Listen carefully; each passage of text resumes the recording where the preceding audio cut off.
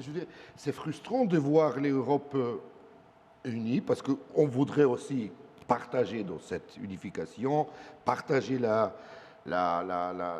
unité, dans cette démonstration de l'unité européenne. Mais d'autre côté, c'est vrai que c'est un peu irrationnel et ironique même que pour un conflit qui a des raisins dans l'histoire, on n'est pas capable de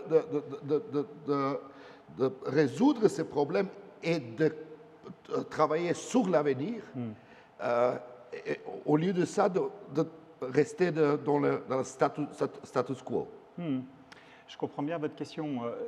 Je pense que c'est en fait toujours un petit peu la même difficulté. C'est que l'Europe, c'est une machine qui est compliquée parce que c'est un équilibre entre des pouvoirs et des contre-pouvoirs, avec un fonctionnement qui peut paraître opaque pour beaucoup de citoyens. Et c'est une machine, du coup, qui repose sur la fabrication du consensus. Il faut se mettre d'accord entre 27 États membres. Et même quand on y arrive, ça ne suffit pas. Parce qu'il y a aussi le Parlement européen qui, sur la plupart des sujets, est ce qu'on appelle co-législateur. Donc il y a plus que son mot à dire, qui participe à la décision. Et du coup, ça fait que la prise de décision dans la mécanique européenne, elle est souvent lente. Et donc, il y a une frustration qui en ressort, et on a le sentiment au moment X que l'Europe est en situation d'échec, tout simplement parce que le processus de maturation du consensus politique n'est pas arrivé à son terme. Et donc, ça veut dire que ce qui est perçu comme un échec au moment X, en fait, deviendra un succès au moment X plus 1 ou X plus 2. Et je crois que ce sujet s'applique sur beaucoup de thèmes, parce que si on regarde tous les sujets au cours des années passées sur lesquels il y avait au départ des difficultés, des divergences entre Européens, je ne dis pas pour tous, mais je dis pour la grande majorité d'entre eux, à un moment ou à un autre, on est arrivé à dépasser ces différends et à trouver un compromis. Donc je pense que c'est quand même dans ce contexte qu'il faut apprécier le sujet dont on parle, surtout qu'on a le sentiment que ce qu'on appelle ce veto bulgare, il existe, il se présente depuis des décennies parce qu'en réalité, le pays est candidat depuis 2005. Mais en fait, ce n'est pas vrai. Ce non, il a été exprimé pour la première fois, je pense, en décembre de l'année 2020. Donc ça fait bientôt 1 an et demi.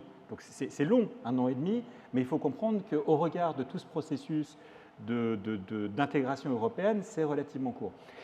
Et donc ce que je voulais dire simplement à partir de là, c'est que ne croyez pas qu'il n'y ait pas d'unité entre les Européens.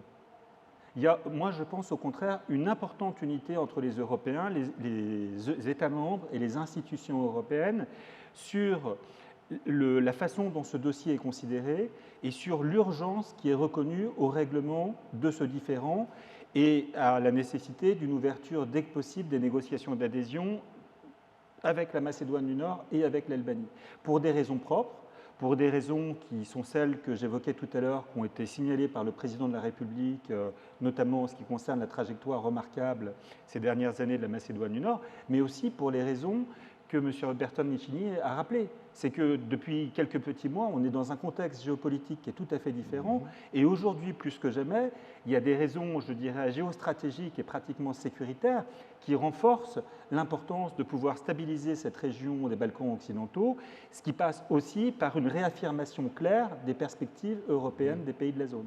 Donc on est dans ce processus.